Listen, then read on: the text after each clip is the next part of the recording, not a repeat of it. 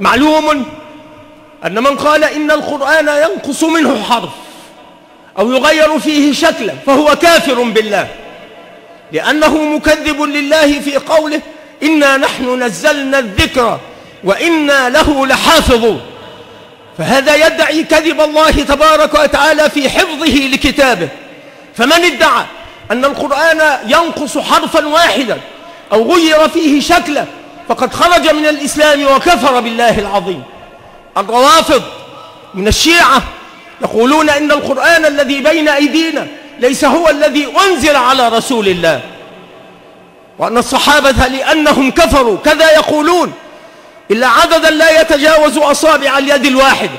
هم هؤلاء الشيعة الذين يريد أقوام منا باسم الدين أن يتقربوا منهم وأن يقاربوهم، وهم يدعون أن القرآن قد حرف وأن الصحابة قد كفروا بعد النبي صلى الله عليه وسلم.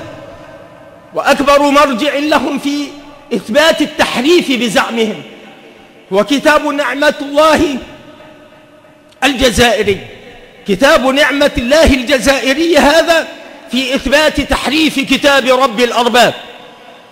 وتجد منا ممن ينتمي إلى السنة من يقول نتقارب مع الشيعة الروافض وهم يكفرون الصحابة ويقولون بأن القرآن الذي بين أيدينا ليس هو القرآن الذي أنزل على محمد، ويقولون إن عائشة قد وقعت في الفاحشة. يكذبون الله الذي برأها من فوق 7 أرقعة، ويقولون إن أمهات المؤمنين لسن بزوجات للنبي الأمين، وإنما هن سراري عند النبي كالجاريات، ولا يثبتون لهن زوجية مع رسول الله.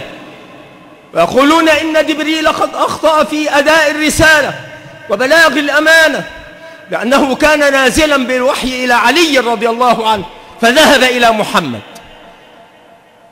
هذه العقيدة هي عقيدة المسلمين، ومع ذلك تجد من أولئك الذين يدعون أنهم من أهل العلم أننا ينبغي أن نتقارب مع هؤلاء فجميعا نقول لا إله إلا الله. كم من قائل لا إله إلا الله وهو ينقضه، يأتي بناقض من نواقضه ويخرج من الإسلام مرتدا كافرا به. أين هو العلم هنا؟ عليكم بالسمع